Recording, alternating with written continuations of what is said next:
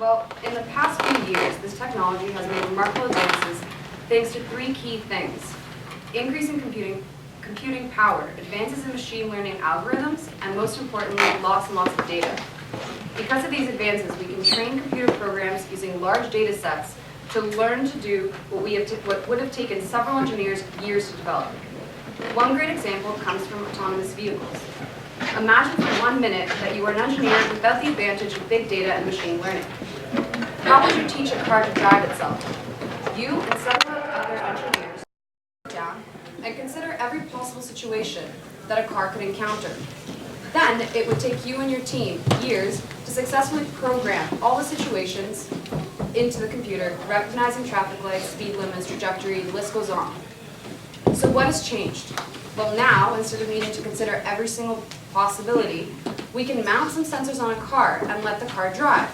While driving, the sensors collect data on everything a human does in the car, learning how to respond to all these different situations. So essentially, with the advantage of big data and breakthroughs in machine learning algorithms, we are able to build computer programs that can predict what a human may do while driving, or for example, to predict whether an X-ray contains a malignant tumor or not. Naturally then, we begin to ask, what other things can be framed as these prediction problems and can subsequently be replaced by technology? And of course, what are then the implications for society? So it is with these questions that really the motivation for me started to begin this conversation at Massey. So we have three very interesting panelists here today. Starting from the far side over there, we have Elizabeth Caley, who has been building and leading diverse teams in fast-growing technology companies for over 20 years. Elizabeth is Chief Operating Officer at Meta, which uses artificial intelligence to help researchers understand what is happening globally in science and to show them where research is headed. Meta is the first acquisition by the Chan-Zuckerberg Initiative, Mark Zuckerberg and Priscilla Chan's philanthropic organization. Prior to Meta, Elizabeth held executive roles at global software companies such as Microsoft. Elizabeth also has MBAs from the University of Toronto and University of St. Gallen, Switzerland. Then we have Xavier Snelgrove, who is the co-founder and CTO of Whirlscape, a Toronto-based startup that applies deep learning techniques to building consumer products. Their flagship product, Dango, understands the meaning of natural language to suggest relevant emojis, stickers, and GIFs based on what you're writing. Xavier is a graduate from the University of Toronto, where Whirlscape was originally supported and incubated, and has a background in computer engineering, computer vision, and artificial intelligence. Benjamin Alarie is the Osler Chair in Business Law at the Faculty of Law at the University of Toronto. He is the CEO of Blue Jay Legal, whose leading product, Tax Foresight, uses deep learning to allow you to simulate the judgment of a court in situations such as worker classification or current versus capital expenditures for tax purposes. Before joining the Faculty of Law as a full-time professor in 2004, Professor Alarie completed graduate work in law at the Yale Law School and was a law clerk for Madame Justice Louise Arbour at the Supreme Court of Canada. He also has dozens of academic publications and is a co-author of several editions of leading legal text on tax law, Canadian income tax law. And finally, we have Charu Jaiswal, who is our panel moderator for today. She is a machine learning scientist at Peak Power and is also a former Massey Junior Fellow. So welcome.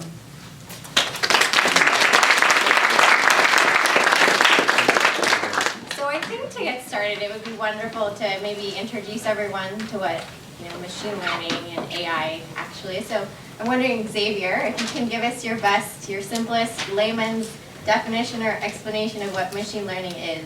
Sure. Well, I guess so. Katarina covered some of the basic idea, but I think there's large classes of problems where, sort of in classical computer programming, you would have a task you wanted to perform, and you would just write out sort of the instructions for a very dumb computer that says do exactly these things in this order. If this happens, do this. If that happens, do that, and that's going to solve the problem.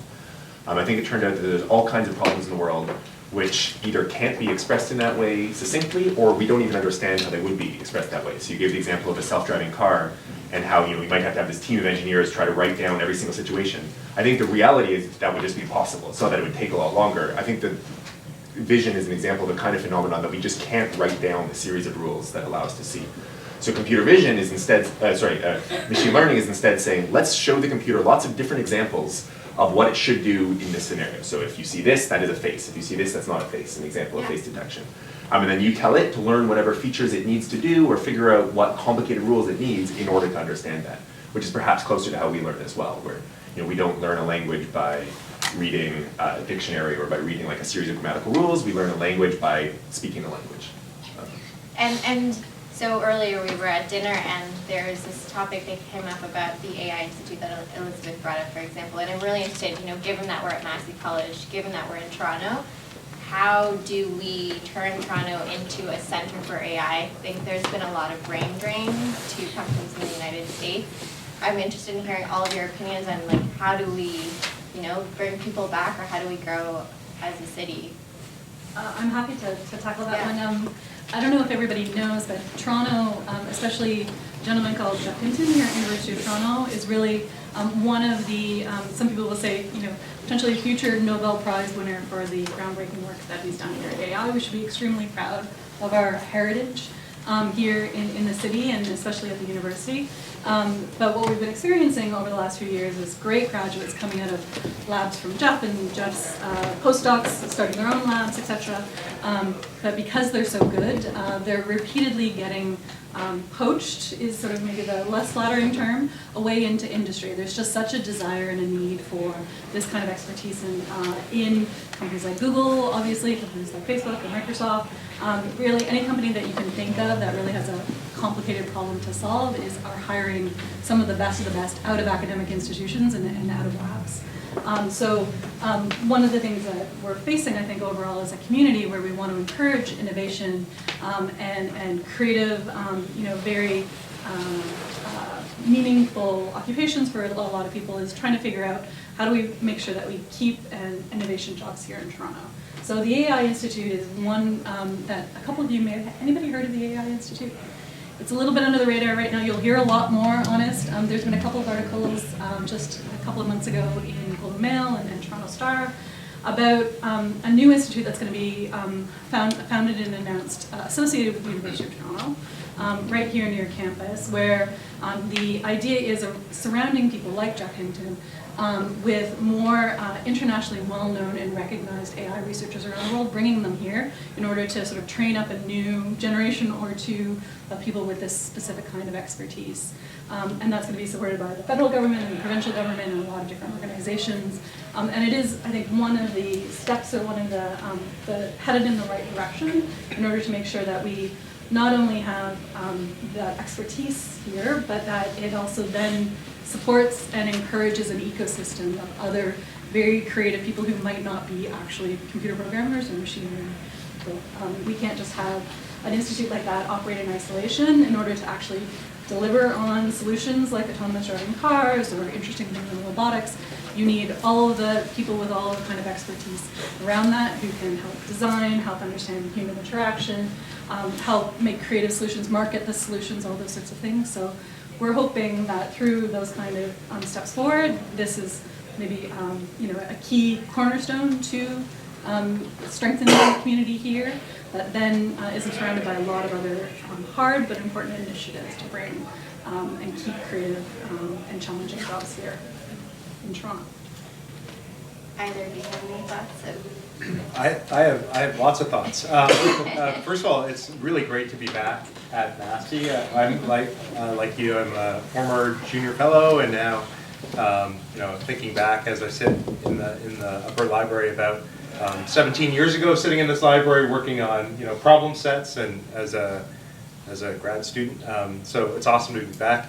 I think the question is a bit of a loaded question in that it kind of sets aside all the awesome things about Toronto as a city and on Southern Ontario as a place to launch a company. Think about the Toronto-Waterloo corridor. Think about Toronto as a city that's growing very quickly, a very attractive place for people to relocate to.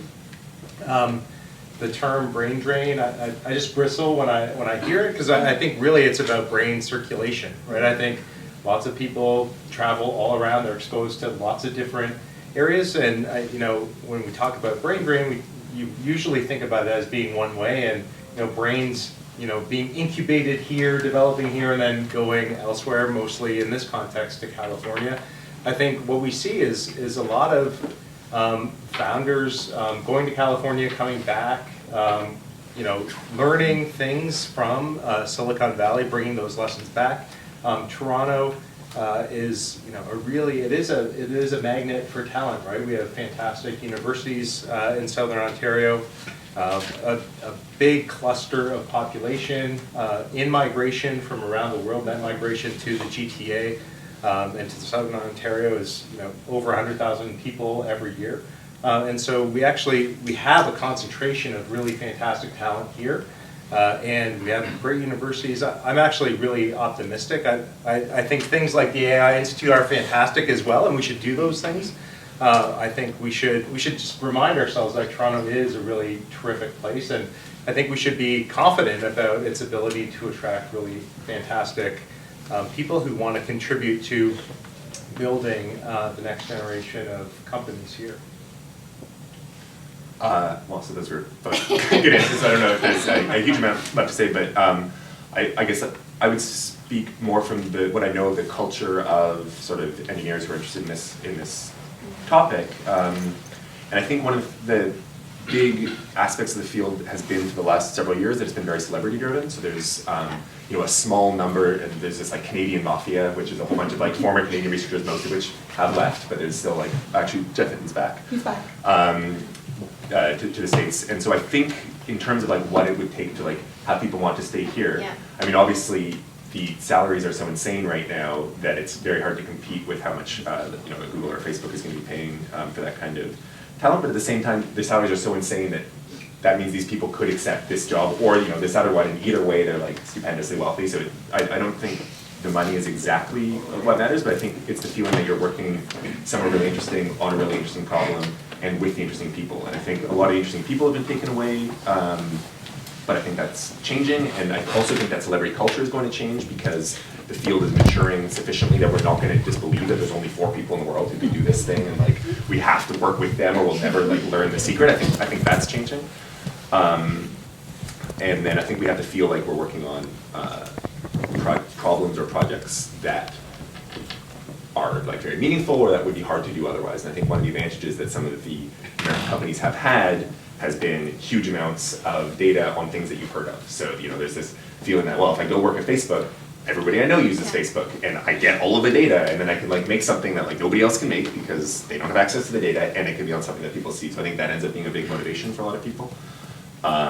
But again, with things like that you're talking about, the initiatives happening there, and there's so many companies starting to open research labs in Toronto that I feel like that might just be changing naturally. And so, in addition to Canada and the United States, China is also becoming a major player in machine learning. You can say large companies like Baidu and Alibaba are making huge investments, the Chinese government as well. Kind of in the same theme of the last question I asked, what can we do to stay competitive where you have this like behemoth country putting in a lot of money into AI as well? Or is that the right way to think about it, competition? I think maybe just to build on something, we only need to do 2 things to solve this problem.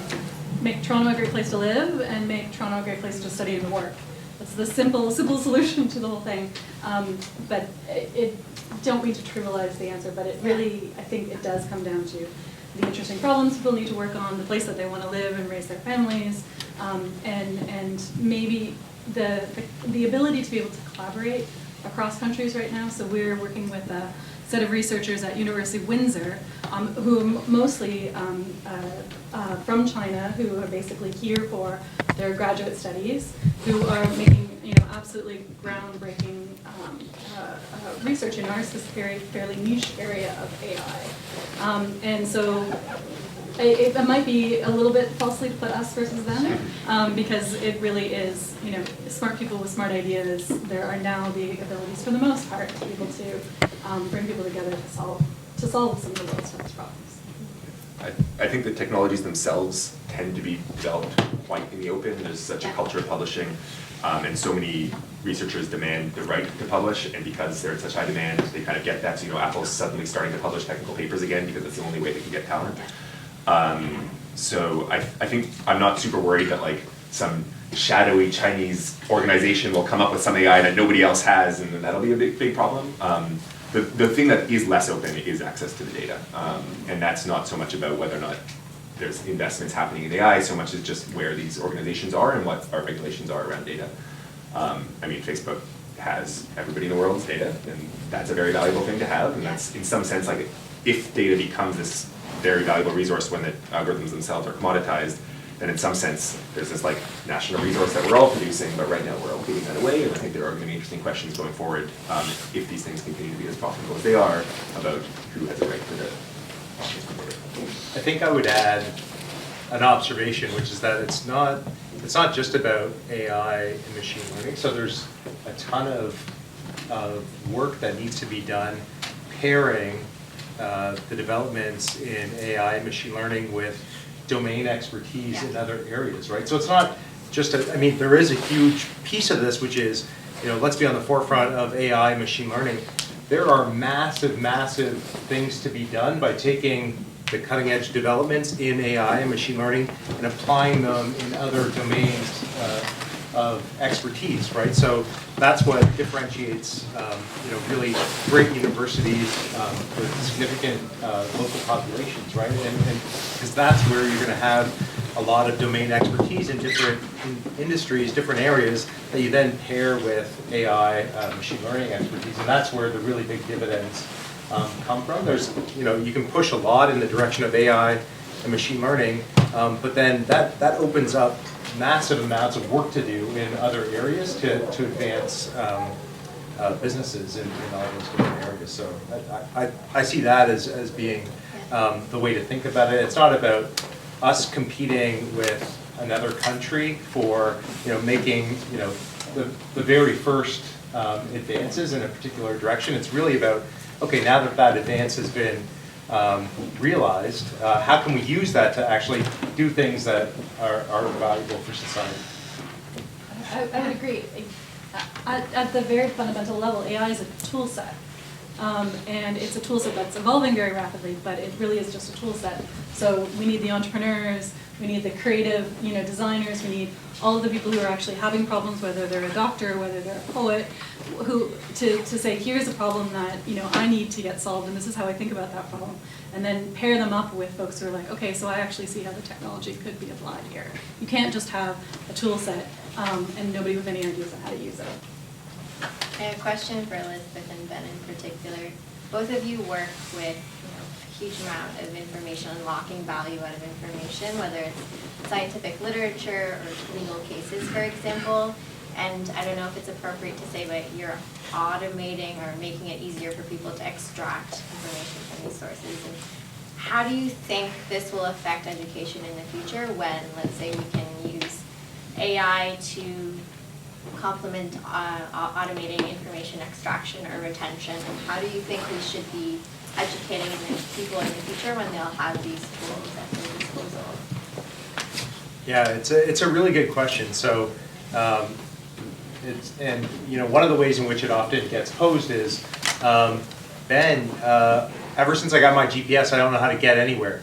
Because I just type in my destination and then my GPS tells me exactly how to get there. So I've lost my navigational abilities. And then I say, well, yeah, that's a thing, right? So you actually, if you turn off your brain and you just follow the dictates of Google Maps or whatever navigational software you're using, yeah, I mean, you would have to retrain yourself to some extent. And so it is a real concern.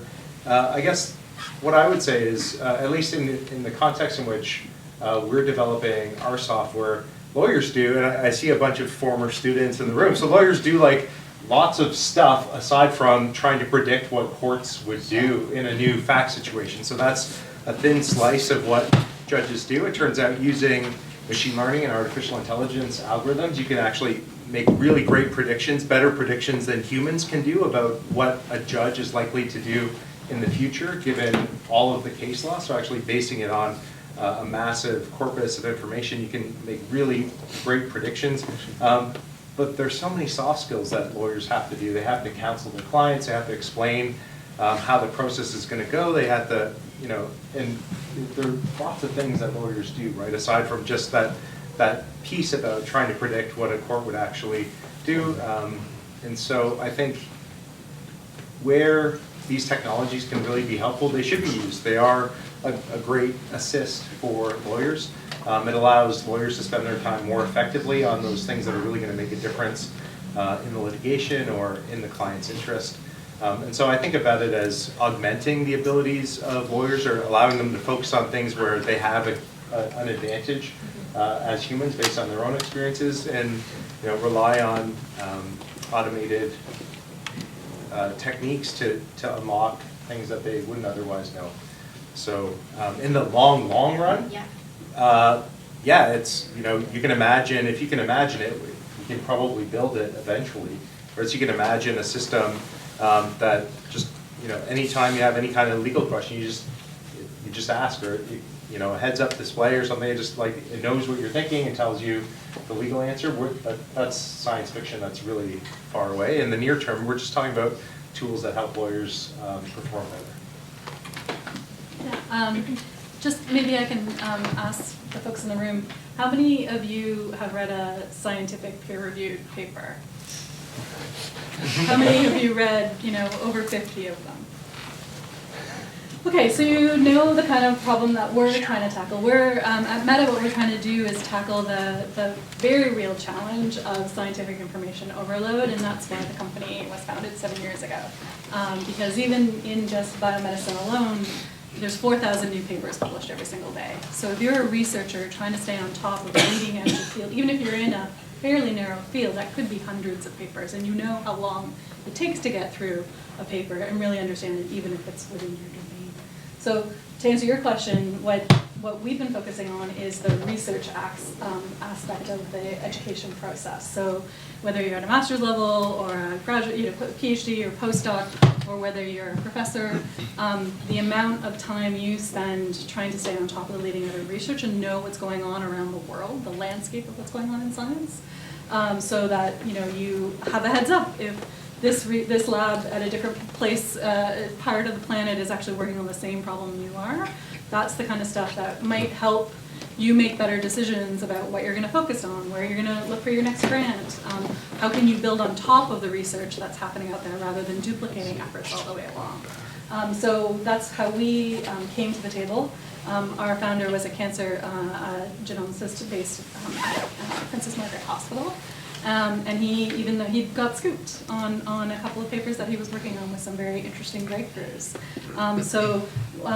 His thesis was that we could apply artificial intelligence to understand what's going on within scientific papers. Now, thanks to some of the very new work in natural language processing, and stitch them together and help people understand the relationships between a gene, a protein, a technique, a researcher, a lab, regardless of where they're happening, sort of the moment that a new paper gets added to the corpus. And those 26 million papers that have been published since 1809, just in biomedicine, they represent every single thing we know about science and medicine, or biology and medicine today. So can we help fix the bottlenecks that are very real in the education process, specifically in the research part of the education process, so that people are making more informed decisions? Really, to Ben's point, how do we give them more information so that they're making smarter decisions on what they're hypothesizing on, what experiments they're running in the lab, what work they're starting to build on top of rather than duplicate.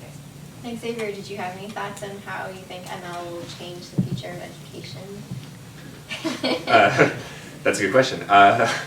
So, I mean, that's not directly where we work, but one of the things I think is interesting to think about in general with ML, and this comes to actually both of the points that you guys were talking about, is the degree to which we trust that this thing is like some objective truth. And there's this tendency, I think, because we tend to think of computers as having these large databases and like running very quickly and being very methodical and not making mistakes, that there's this tendency to think that if something comes out of your algorithm, that it is therefore true. So one of the things that I think is very important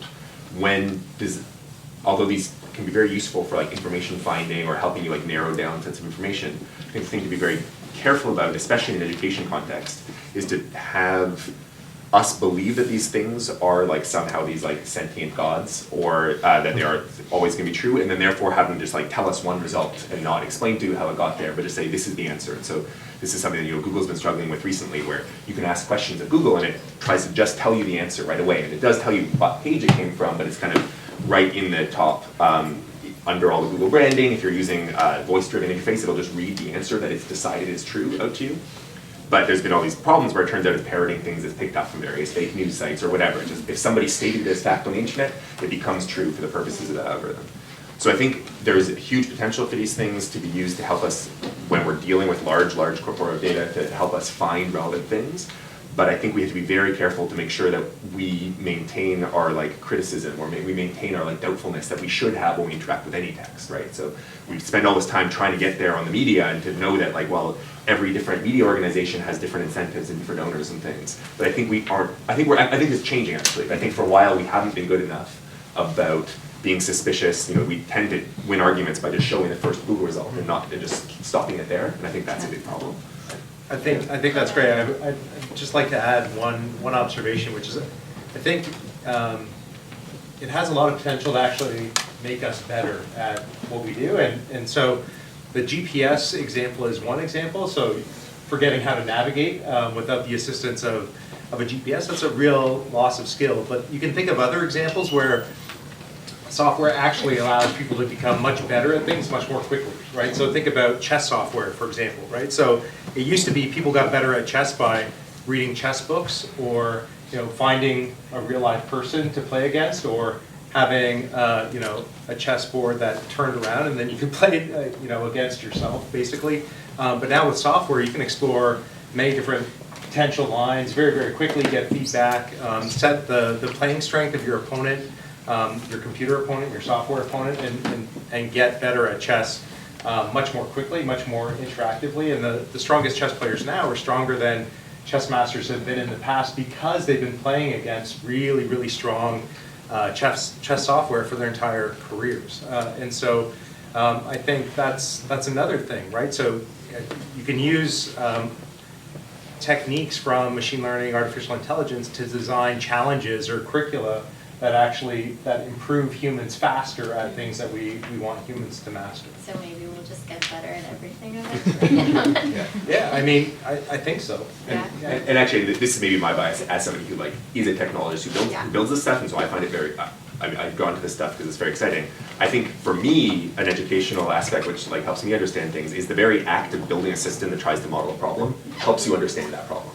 So I don't know if I think that's going to be true of the education system generally, that we're all going to be expected to write AI algorithms in order to understand things. But the fact that I've done a lot of computer vision means I know a lot more about how 3D geometry works, and how our eyes work, and why it is that things look the way they do, and how color works, and all of those things. The process of building the AI to do it for me has taught me how it works. Now, in order for that to be a useful educational tool, we have to really democratize the education of those things. But question for Xavier. I think we've kind of touched on this, but I'm really interested in design and your thoughts on how you think machine learning will affect design and how we as humans will interact with computers and devices.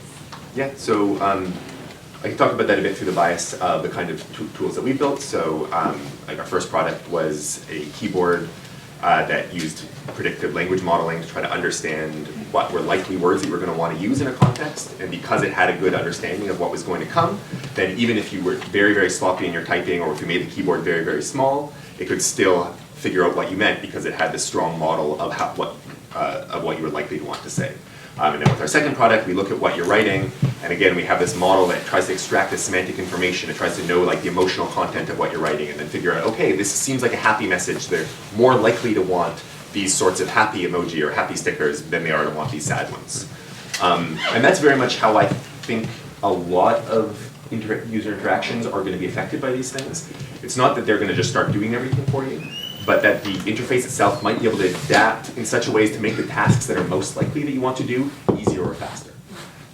So that you're still in control of what you're doing, but it's more likely that you can do everything in fewer taps, if that makes sense. And so I think of that as probabilistic interaction, that it's always got some probabilistic model of what's likely to happen. It lets you do anything, so you're still it's still a power tool if you want it to be, but it's more likely that the thing you want is going to be the easier thing at every point in time. I think that's one of the really interesting areas. And then I think the other area that gets kind of interesting, and this is something that we do, is sometimes there's some design intuition. There's some place, I guess I should step it back slightly. So usually when you're training some sort of machine learning system or an artificial intelligence system, you have to define some sort of like an objective function. So these systems are not very intelligent because I don't actually think humans spend their lives optimizing objective functions, but artificial intelligence systems do. You define some function and it has to make it big or small. And so usually that is to have the smallest error rate on a big labeled data set. So I've got the right answer, I know all the right answers, and I need to give in the input, get the right output as many times as possible. So that's what we can do with something like for emoji prediction. We can train it on tons and tons of examples of where people have used emoji in order to predict have it learn how to associate text with emoji, and then have it learn to generalize that. That works great in a domain where you're really trying to just reflect the data that was already there. So in that case, we have tons of conversational data. We train on about 300 million messages. We leave these things crunching along for a week, and then that works. A different thing that we do, which I think is a really interesting frontier for specifically human-computer interaction and design, is we've tried to train machine learning systems to represent, instead of just generically represent some data we found, to represent the actual will of a designer. So we'll have a situation where there's one spot in our app where not only do we want to predict what the right piece of content is, but we want to have a sense of whether or not we believe that in this moment it's a particularly good piece of content that you really should use right now. And that we found that there hasn't been a strong signal that exists in data sets that represents what we really want to get done there. But we have a very strong intuition of what we mean. So what we did is we actually had our lead designer, who's also the CEO, he just manually labeled 30,000 examples of what he wanted to have happen in each situation. So he's basically taking his design intuition, his opinion about what this product should do, so empowering him as a designer, but there was no way for him to write down a series of rules that would represent this. It was far too complicated. So he just sat there for days and days and days in the system I built him, just labeling all of these things. He's got good stamina. And then we trained our neural network on that. So now our neural network, in some sense, is a representation of the will of a designer. And I think that's a really interesting direction going forward, because it removes some of this problem of trying to have like one universal like average to aggregate across everybody, and everything becomes this like boring beige. You know, it's like if fashion was done by machine learning, everybody would wear just like blue jeans and a white shirt or something. Not a red vest. Not a red vest. So I think this is going to be a frontier for HCI, is having designers be sufficiently aware of how algorithms work in order to be able to train algorithms to do what they want. And maybe a heavier question is, a lot of, I think, in my opinion, a lot of the discussion with regards to machine learning is related to automation and unemployment. How do you think our governments, how do you think societies can address this issue, which I think is inevitable, I don't know. And the other part of my question is, we draw so much meaning and identity from our work. How do you think that's going to change when the future of work is potentially very different from what it is now? Maybe you can. Yeah, these are heavy questions for sure. Some of you may have seen Bill Gates talking about taxing robots. Mm-hmm. Did anybody? So lots of hands in the room, right? So this is the problem that Bill Gates was tackling, right? So implicit. I feel like I can talk about this as a tax prof at the law school. It's like an amazing overlap. But so you know the built-in argument here is we don't necessarily tax capital in the same way that we tax labor income, right? So the returns to capital, so interest, dividends, capital gains. We treat capital differently than we treat salaries, wages, and you know what you earn when you actually are doing a job, being compensated for your time and your effort working. And so Bill Gates in this video, I know many of you saw it, but for those of you who didn't, he said, maybe what we should be doing is taxing robots, robotic workers, the same way that we tax human workers. Because if we don't, basically what we're doing is we're implicitly providing a tax subsidy for roboticized workers. So if you don't tax them, then you're providing tax incentive subsidies to basically favor roboticized workers over human workers. And so I think there's a certain logic to that, right? So maybe we should be taxing robotic workers in the same way that we tax human workers. I think Gates has that intuition. I think that intuition's interesting. I think if he followed it through logically, though, it may not even end there, right? So the logic implicit there is, no, there's a negative externality, and to use an economist parlance, there's a negative externality associated with automating jobs. And so if we have robots taking jobs away, if this is how we want to characterize it, robots taking jobs away from human beings, and human beings kind of being left feeling demoralized by this. One way to characterize that is there's a negative externality associated with having robots substitute for human labor. And in other contexts, when we have these negative externalities, we think that one of the solutions is imposing additional taxes, right? Or forcing those who are creating these negative externalities to internalize the costs, here the demoralization costs. And so one thing that you might think about, or one thing that I would suggest in this debate that should be explored is whether we actually tax robots more than human workers. Mm-hmm. So one way to think about it is, why actually not just shift all the tax burden onto capital and away from labor, right? So if we kind of think of that, this is inevitable. It's not going to stop it entirely, but what it will do is slow down the automation of a lot of jobs and put the tax burden more on capital and less on human beings. And so what does that do if you have the mindset of a capitalist? Your first reaction is, oh, that's horrible. Suddenly I'm going to pay all the tax in the economy. Then you think, okay, so what it does is it just changes the calculus about how quickly you replace humans with automated systems, right? Automated capital. And so you think, okay, so maybe I'm paying a 40% tax rate when my robots, my capital is earning income. But if I pay humans, I get to deduct that. So I basically have, the humans, that's a full deduction for me. So I have the tax savings there if I pay the human to get the job done. So it's basically building a tax subsidy in for humans who are doing some of that work and shifting away from providing what amounts to a tax subsidy for automating. So maybe where it ends up, because capitalists will be upset. Public finance economists who think about this will say, oh, you're going to get capital flight. There are all sorts of other problems associated with this. I want to do a lot of thinking, and I want to write a really thoughtful paper on this and have answers to those objections, because they're real objections. But I think it's an idea we're thinking about, and what a great way to channel, discontent about this and say, like humans are tax-free. If you have a job, you don't have to pay tax. And it's the capitalists who are going to have to bear the tax liability.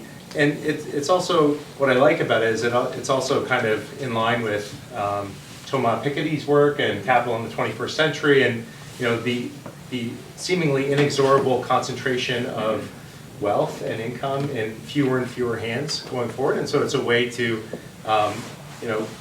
break up some of that what seems inevitable, I think, isn't inevitable. It's parasitical on our favoring capital in a lot of ways in the tax system. I think that's a very interesting idea to pursue. As a former student of the Institute of History and Philosophy and Science and Technology here at UofT, I think about it, at least at one level, at a very macro sort of historical point of view, and then try and identify what's different. So there's like a stream of thinking out there that what we're undergoing right now is the fourth industrial revolution. So starting with the steam industrial revolution, starting with the energy-driven industrial revolution, the energy-driven, electricity-driven industrial revolution, and then really the digital revolution, which we're kind of in the middle of right now, but we're embarking on the fourth, which is about nanotechnology and biotechnology and AI and 3D printing and all those sorts of things. We've gone through, at the beginning in 1900, 65 to 66% of the population in Canada were farmers. Working on the farm, their primary wages were derived from agriculture. And 117 years later, it's fewer than 5%. It's even less than that in the US. And I think if you spoke to anybody sort of at the beginning of the 1900s and said, 60+% of you are not going to be doing this anymore, and you're going to be doing something you haven't even imagined yet, or your children will be doing something you haven't even imagined yet. Then you would get a lot of very worried, very concerned, very skeptical responses to that. Now, our parents and grandparents lived through that. There are, in any kind of societal change, then there's certainly people who end up ahead and people who don't. I think what's different in this fourth industrial revolution is the speed at which we're going to go through the same kind of fundamentally society changing, society impacting changes. And so that is where interesting ideas like taxing the robots, or the guaranteed income, or just focusing even more on education, which is sort of the slant that I lean towards myself. What we have to do is make sure we're learning how to learn, generally as human beings. We've got to continuously be comfortable with change and ambiguity and learning new things, and that's how we're going to help weather sort of this next change that's coming that again, is going to unfortunately leave some folks behind, and that's where we can start relying on organizations and governments and hopefully corporations as well to help minimize the amount of inequality that comes out of this next revolution. Well, first of all, I feel supremely underqualified to actually answer this question. We are putting all of the emoji workers out of business, and I do feel bad about that. How do I feel about this? I have lots of opinions which are probably not completely true, but I do think, as you say, that it feels like we're at the if it's the beginning of the fourth industrial revolution, that's the way to think about it. I do think we're at like a historical shifting point, and I think different like modifications to taxation or something, maybe some way to work through this. I think there's this huge mismatch right now, especially because of how valuable data has become. I think there's a big mismatch between like kind of value creation and value capture, to the point where I think it's like a foundational problem with the structure of our entire economy.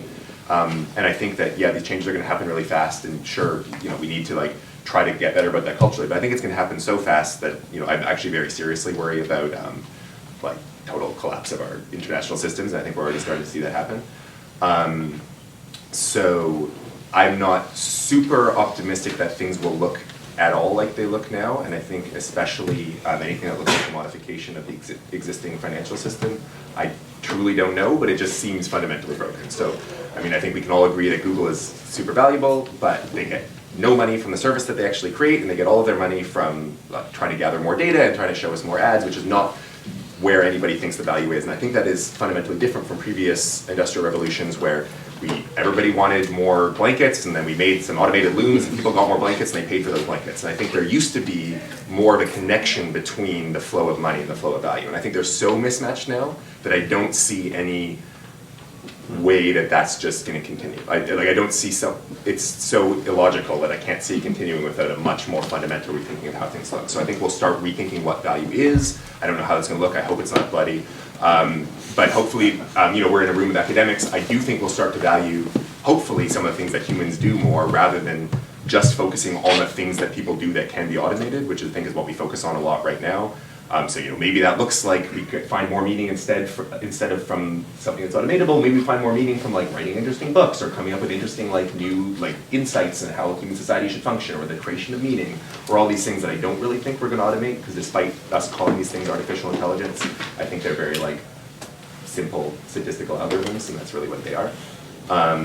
So I have no idea what it's going to look like, but I think it's going to look a lot more weird and different than things look now. One more heavy-ish question. Who do you think should be accountable or responsible for decisions that these AI agents will be making? Do you think the responsibility lies in the founders, the builders? Any thoughts on that? I actually think it's a great question, but I think it's actually bigger than AI. I think, again, as we're reimagining everything, one of the things personally, and I know the opinion is shared, is that decisions that affect our daily lives are made within large organizations, whether they be government, whether they be corporations, whether they be NGOs, and there's decisions made in there somewhere that impact some or all of us. To look at the banking crisis of 2008. Where in all of that, including AI, is personal responsibility. So I don't have the answer, but I think it is a bigger question than just the technology. I believe in incentives, and so I think there's a lot of good thinking around the choice architecture, the consequential attributes of different assignments of liability. It's really important to think through, and I think the answer actually is really context dependent. So it depends. There's no answer that there's no one blanket black and white answer. Oh, it's whoever trained the system, or it's whoever drive the data. There's no one answer, but you can get some intuition about what I mean if you think about a specific example, which is suppose we're talking about an autonomous vehicle, and there's a choice about whether to favor the lives of those inside the vehicle or those outside the vehicle. So there's some situation that arises as the car is traveling down the road, and a ball rolls into the road, and a child runs out, and suppose you're the only occupant of the vehicle, and the vehicle has to make a choice about, I don't know, like, this is totally contrived and odd, but like it has to drive over the cliff or hit the child, right? What I would say is I would want the car, by design, to drive over the cliff and harm the occupant of the vehicle versus the child who's in the road. And I think I would say that because by getting into the vehicle, you've kind of made a choice about the creation of the situation. And if, so you really internalize the incentives there, because I'm going to be careful about getting into a car that's programmed in a certain way. If I know that it's going to be favoring the lives of those outside the vehicle versus inside the vehicle, I'm going to be making the choice about, okay, which vehicle do I trust the systems the most? And then if manufacturers know that that's how consumers are going to be making their decisions about which cars to get, then they're going to be very, very careful about that. And maybe you have that value kind of mandated by government that no, the vehicles have to prioritize the lives of those outside the vehicles rather than inside the vehicles. And that way you actually end up with maximally safe vehicles because consumers are going to be very careful about which vehicles they get into. And so that way you control the choice architecture and you maximize the safety. But that's a contrived example, and I think every context is going to have a very specific set of thoughts that need to be worked through very carefully. Yeah, so similarly, yes, it's going to be very context dependent. I think the trend is already moving this way, but I think people are starting to try to hold algorithms and then therefore the companies that build those algorithms more accountable because they're starting to realize that these are like choices that people are making and it's not. So for instance, for our product, we train how it predicts its emoji stickers and gifts based on what people are writing on the internet. Well, a lot of what people are writing on the internet is total garbage. So it's a big problem when it reflects those things back to our users. And that's something where I think when we first started this, and this was like our first really it's a kind of a communication tool, was the first thing that really overlapped a lot with culture. And so I think it's taken me a little while to start to work through, and so this is very personal, but to start to work through what the responsibilities are when you're starting to build a tool that is a cultural tool that is being used to mediate communication and how people speak with each other. So I think early on in this, I would have said, well, I'm just reflecting back the data, and it's, I've built this good algorithm, it's statistically accurate, everything about it is good, and then, just over time with doing this, it just becomes clear that no, it's never going to be perfect, but it's my responsibility to try to build systems in to mitigate these sorts of negative things about this. I think we're at this time where there's a shift, for better or for worse, there's a shift where people are starting to hold organizations politically account, and especially because all of our culture lives in organizations. People are holding Facebook to account about what posts get shown to what people, and people are holding Reddit to account if it hosts very hateful sub-communities on it. They can no longer pretend to be this neutral carrier, and it can't be a neutral carrier because it's choosing to look at all the data and for all these things on it to sell ads and all this other stuff. So it's kind of given up the right to say, I don't know what's going on here, and I'm just these neutral wires. And I think we are all currently renegotiating that relationship and starting to hold these companies more to account. So for us, there hasn't been any we're a relatively small company. It's not that I'm being sued by people left and right, but we'll get user emails or somebody will point out some sort of an issue, and I've had to build in these systems to try to pick up when it's making associations it's not supposed to and protect against those. And it's never going to be perfect, but I'm glad people are aware that we could make this better and are telling us to. Is anybody here studying law and ethics? Yeah, maybe that's the career that everybody should be going into, because this is a problem that we've been focusing on for a very long time. And before we open it up to the audience, do you have any final remarks, things you want to get across? Yeah, I think I would pick up on something that came up earlier. I think a lot of these changes are going to happen. It's going to be both very fast and very gradual, if that makes sense. So it'll, we'll look back 10 years from now, 20 years from now, and go, oh, there wasn't like that big moment where everything changed, but it'll accumulate, and things will be very different in that time frame. So I think a lot of the adjustments, the job adjustments, the way that we do tasks now will change gradually, and we'll cover a lot of territory in the next 20 years. But I think it will be gradual. I think for the most part things are going to be getting better, right? So it's actually, I'm optimistic about this. I think there will be adjustments. I think there will be some losers along with the many winners, but I think I'm generally optimistic. Maybe we can take a couple questions right there. So my questions to you is, so do you think that AI is overhyped? That's the first question. So the second one is like, can you elaborate more about the AGI, like general intelligence in general? When are we gonna get a system that's really generally intelligent, not just a good machine learning algorithm, maybe like 4 years old intelligent system? And also, can you comment a little bit about the biasness of the designer? How can we trust that the biasness of a designer is a good bias? So I'm actually partly glad you asked it. Sort of what I was thinking of, like in terms of closing thoughts or something. This actually skewed much less hyperbolic than I think a lot of these kinds of things are. So I didn't feel as nervous that everybody was going to be talking about like the coming of the singularity. I'm personally very skeptical about most claims about artificial general intelligence being around the corner, or the fact, I think there's this emergent, and I'm again glad it didn't go this way, there's this emergent nerd theology where we truly believe that there is this like deity to which we should be giving responsibility and like getting moral judgment from, and it's just the reason that we can't show you where the deity is, it just doesn't exist yet, but it's going to be here in like 5 years. We already have to start setting everything up to like defer as many decisions as possible to this like thing that we've invented. In that sense, I'm a humanist, and I believe it could be possible to physically simulate something that is the same as a human and that therefore is conscious and all those things. But the belief that that might be physically possible and that is in any way like plausible to happen in any time period, I think are very different.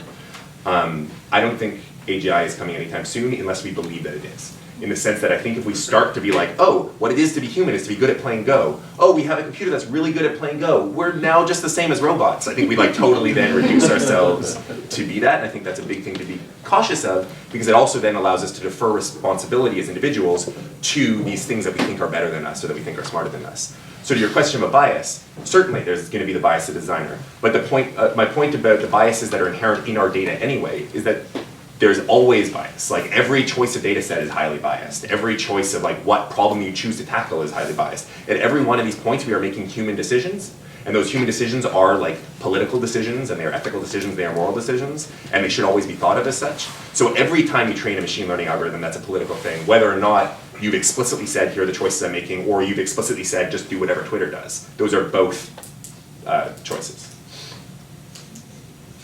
Yeah, I think on the generalized AI, I've discerned a pattern.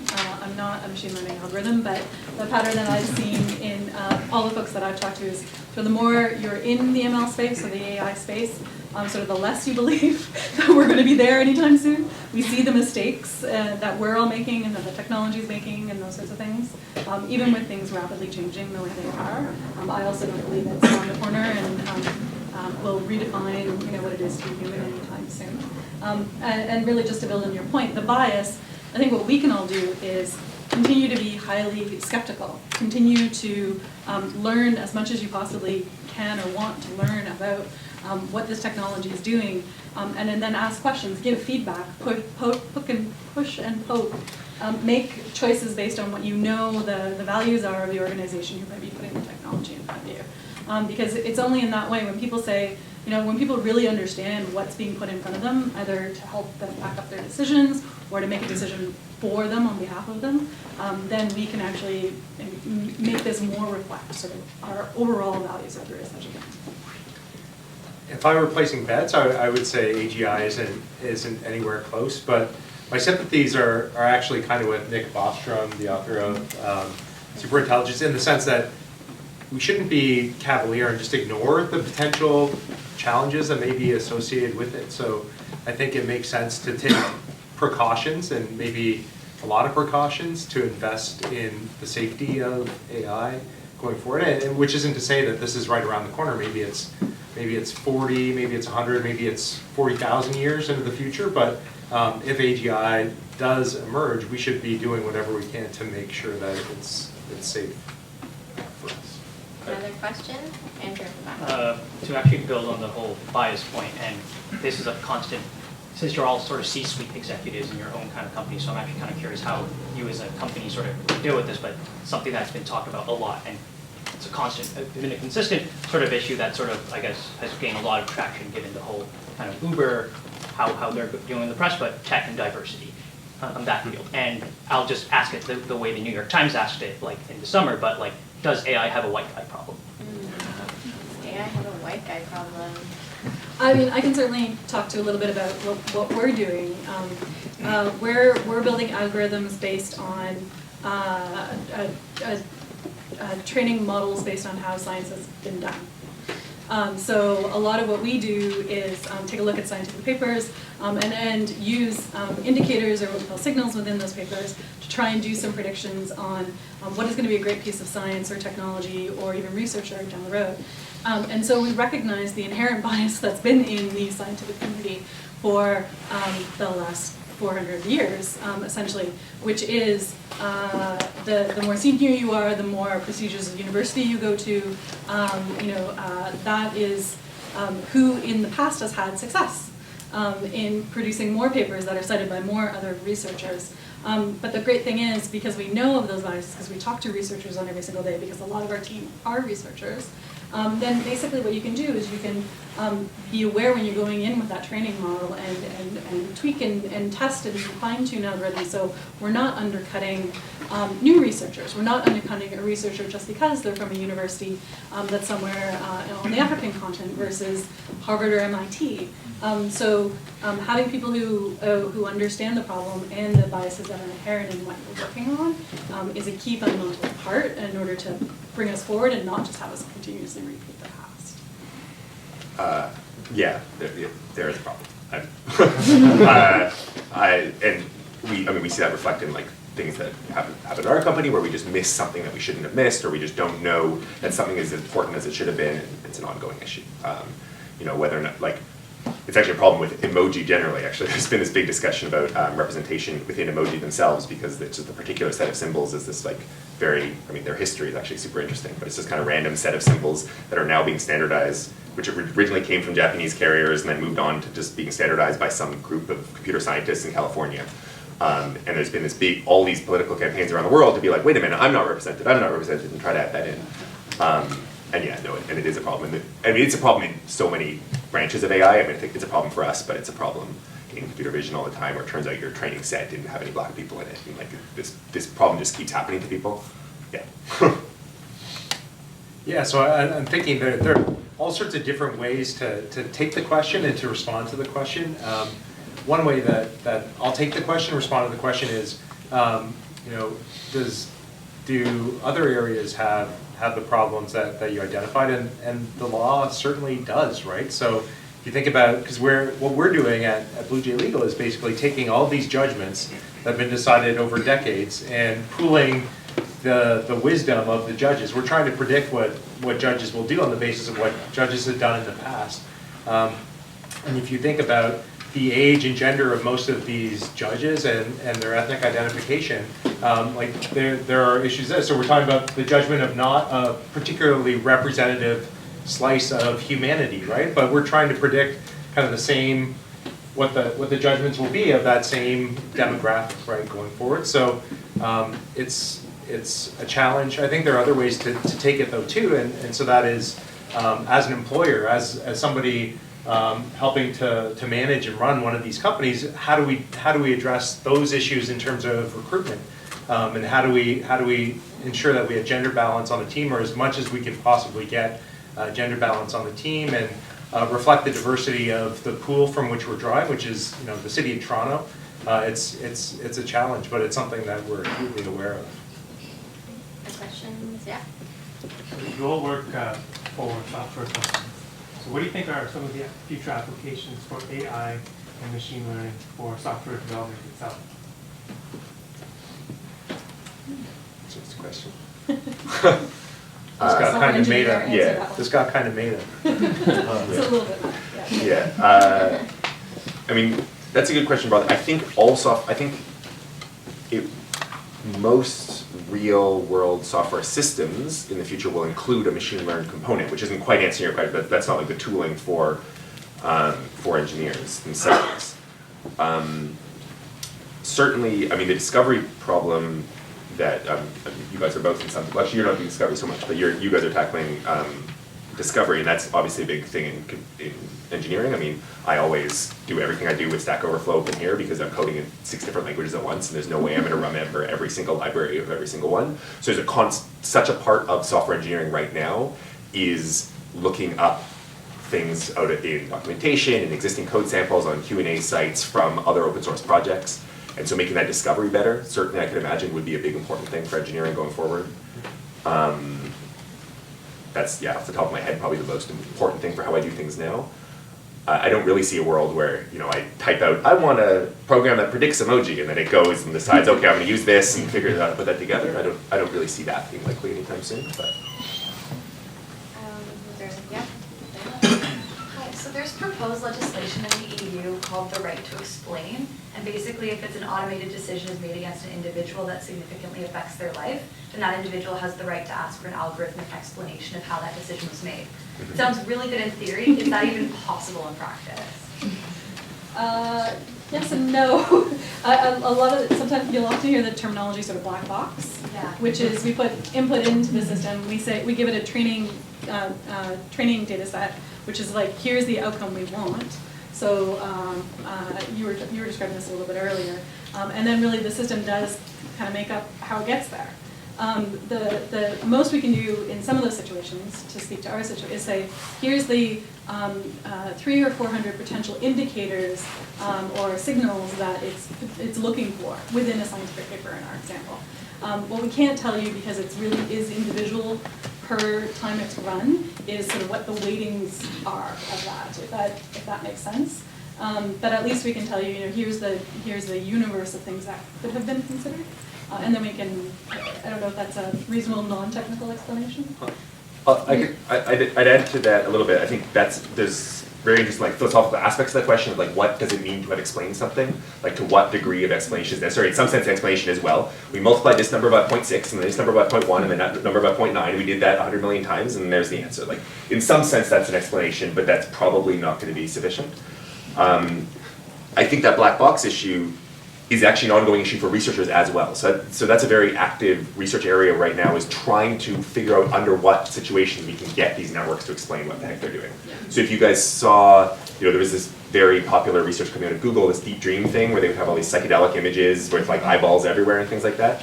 And that work really started out of an attempt to understand what their existing computer vision system was doing. So they had a system that was already able to tell what a dog was or what a cat was. And they had a whole research team there that was focused on the question of, okay, great, it knows what a dog is. How does it know what a dog is? And so some of the things they did were figure out, okay, here are some of the sub-features it seems to be looking for. Let's amplify those in the image so we can understand what they are. And it turns out it was looking for eyes a lot. So you would amplify that and you would get eyeballs everywhere.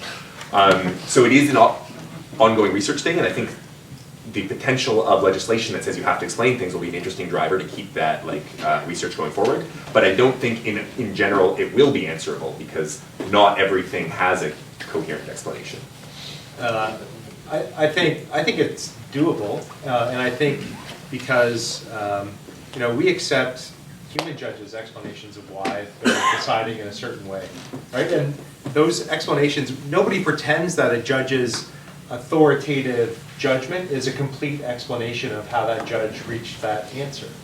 right? So at best, it's an incredibly sketchy indication of how that judge reached that conclusion based on that judge's life experience, based on all of their education, based on, you know, the deep dark recesses of their childhood, and then based on, you know, whatever their experiences were in the playground, and then depending on whatever, you know, like a massive amount of personal experience, you know, what they've read, what's in their library, the fiction they've read, the nonfiction they've read, their particular education, etc.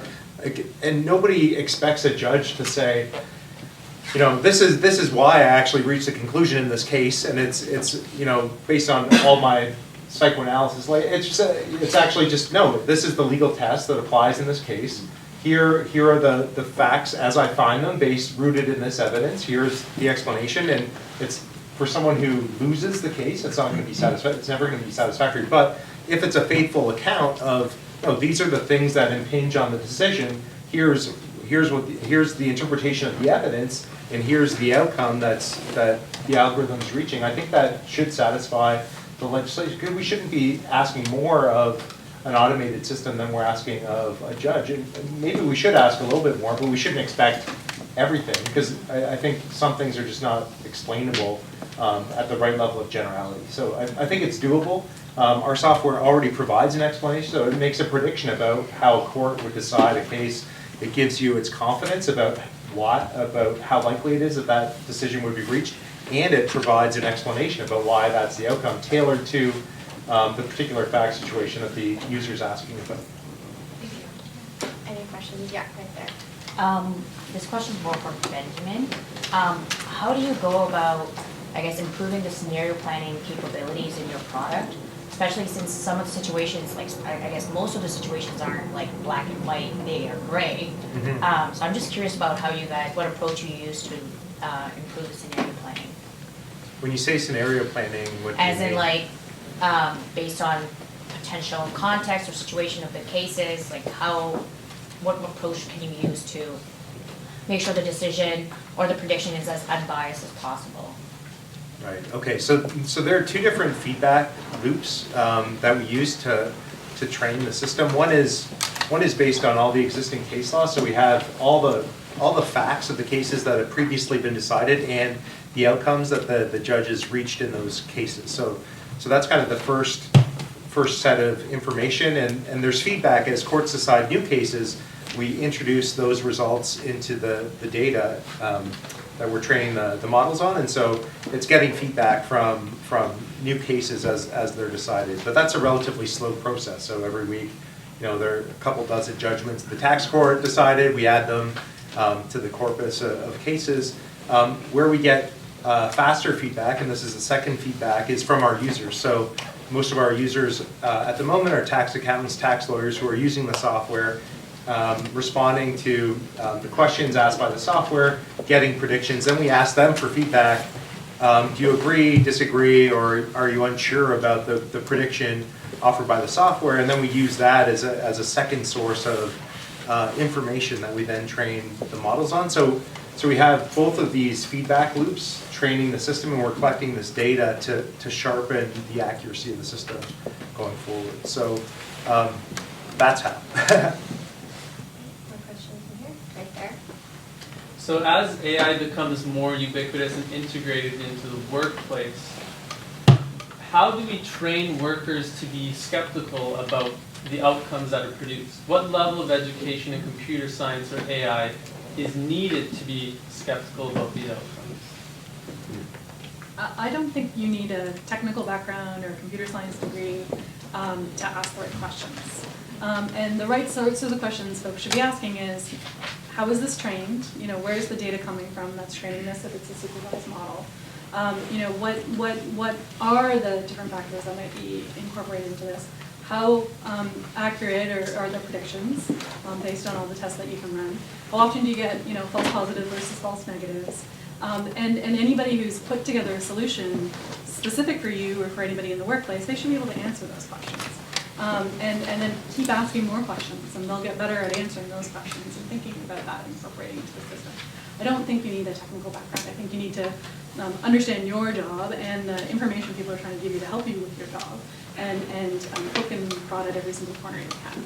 I think some responsibility is also going to fall on the designer of the system itself. So, it's not quite an AI thing, but we have this weird interaction with one of our analytics software providers. So, they track various usage patterns in our application, and they try to tell us things about whether or not this change made engagement on the app work better or something.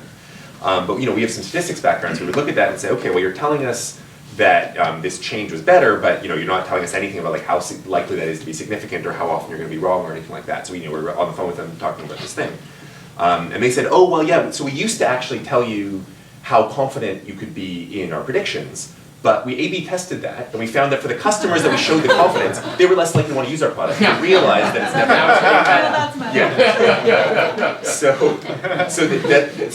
I call most analytics business astrology. There's this whole industry that's just telling people things they want to hear. So I think the thing to be nervous about in these systems is if there's a vendor who's trying to sell this thing into whatever organization, their incentives are totally to pretend that they have this perfectly amazing godlike system that's always going to be right. So I think we have to hold them to account to make sure that they actually show us the appropriate things, and then potentially you could even imagine a third-party audit that tries to confirm that the accuracy numbers that they're saying are confirming the actual accuracy you're getting or something.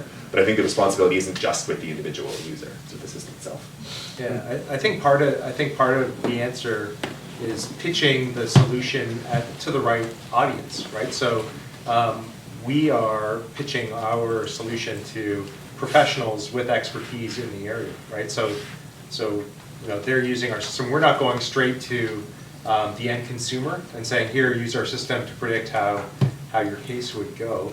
And one of the reasons is we really want professionals to be engaging critically with the software to make sure that it's reliable, that we're getting feedback about it, and professionals are naturally skeptical about these kinds of approaches, especially if you're looking at this and you're saying, well, how do I know I can trust this? This is not how I do.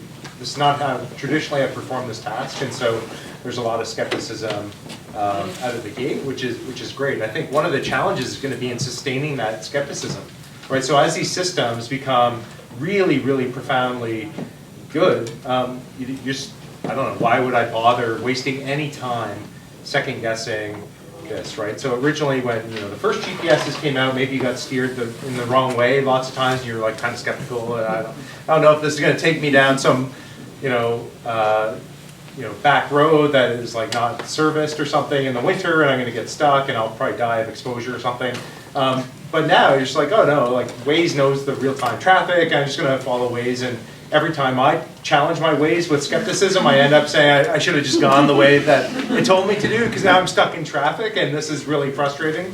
So you actually get trained with experience to actually follow the predictions, and when you're skeptical, you bear a cost. And so we're Pavlovian to some extent, and so if you're too skeptical, you actually get punished. So it'll be a problem, right, in the future to sustain that skepticism. Although, of course, GPS is dealing with material reality versus the law, which is social reality, is much more constantly flexible and changing. And people always talk about the new normal, and all the stats were saying that Hillary was definitely going to win, but there had just been a cultural shift in a way that there aren't usually just total shifts in the entire arrangement of all of our roads. You know what I mean?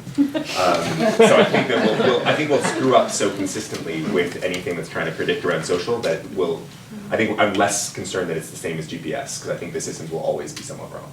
And we should, and in a good way, not 100% wrong, but I don't think we'll get to this point where it's oh, it always works, and I don't have to think about it anymore. We can do 2 more questions, so I think it's on your hand. What skills should lay people cultivate to thrive in a post-AI world? One skill I talk about in our company, maybe specific to people who are working in AI companies, but is algorithmic empathy, where even if you don't know the algorithm itself, you have a way of trying to get into the mindset of the algorithm, and then you can make design decisions as a result. So when I talk about the CEO labeling all these things to build this predictor, that was actually his idea, because he had enough knowledge about how our algorithms work to be oh, well, actually, here's this thing I want. I could just build a training set for that thing, right? And you guys can make something. And similarly, designers and organizations, there's lots of little design things that are in our application, which are total human choices, but could only be made because they could kind of get in the mindset and know this is what the algorithm sees, this is how it's kind of making its decisions, and then here are like features I can build around that. So I think that would be a skill. I think the skill that I would suggest is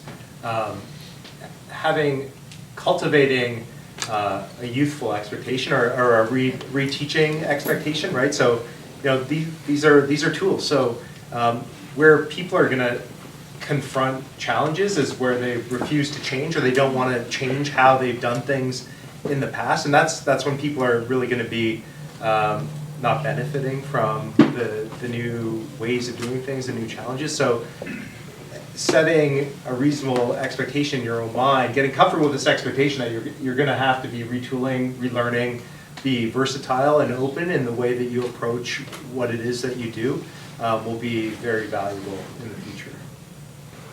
Yeah, I would definitely say the ability to learn, and then I might get shot in this room, but any kind of comfort level you can gain around statistics. To some, and not everybody has to do this, but I think the more people understand the numbers and the sort of accuracy rates and those sorts of things that people are talking about, you know, that gives you an insight into what's working in a system, what's not quite figured out in a system yet. So don't shoot me, but maybe a little bit more math. Okay, great. One last question right there. Hi, thanks for a great talk, very interesting. I had a question that was kind of sparked by a comment that you made about taxing, I guess it was probably its comment version of taxing machines.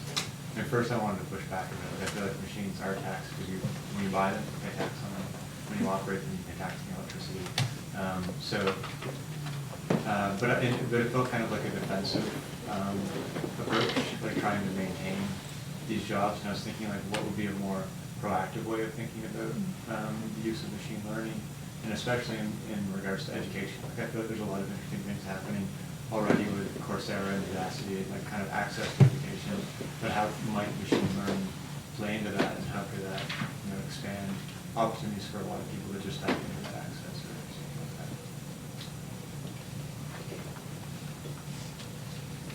Sorry, what was the question? It was. Well, what's in educational terms? How do you think it could be used? Yeah. I mean, people are trying to do things around, you know, modeling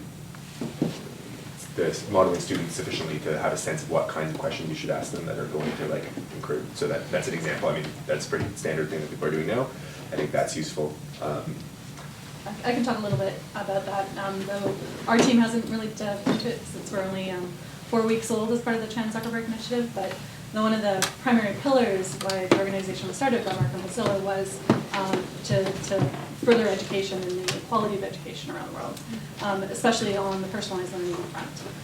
And so we haven't done it yet, but we're definitely having discussions now about how we can use AI to do predictive models for how a teacher can be better empowered to have personalized learning curricula for every single one of the 30 students in their classroom, and those sorts of things, and to get that sort of continuous feedback loop of how each student's progressing in order to have it, you know, iterated and delivered to them specifically. There's so much that can be explored there. I'm super excited to dive into it myself.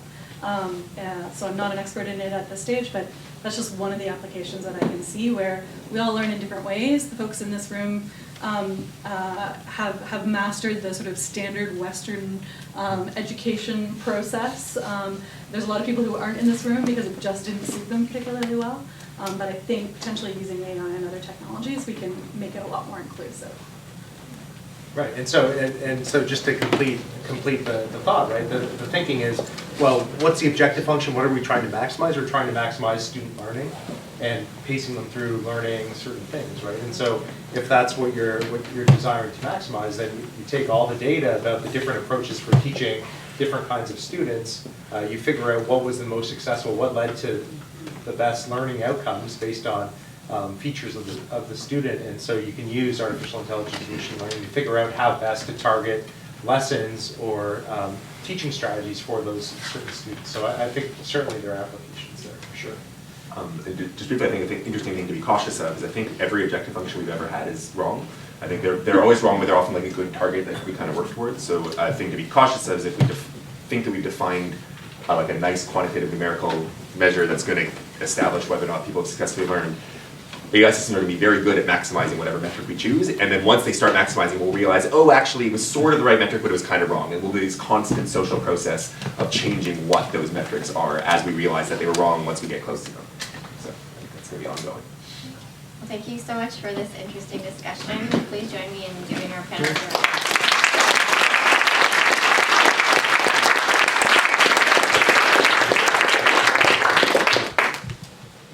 I'd like to thank everyone for coming and to thank all three of our speakers, Ben, Xavier, and Elizabeth.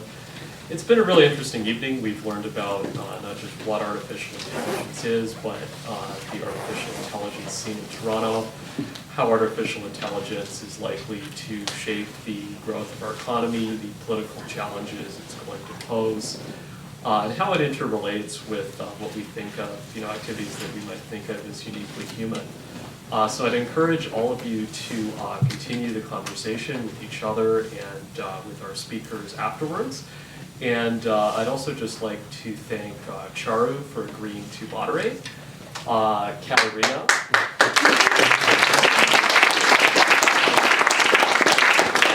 And a special thank you to Katarina for proposing this idea back in December and doing such an amazing job in terms of identifying speakers and helping to promote this event.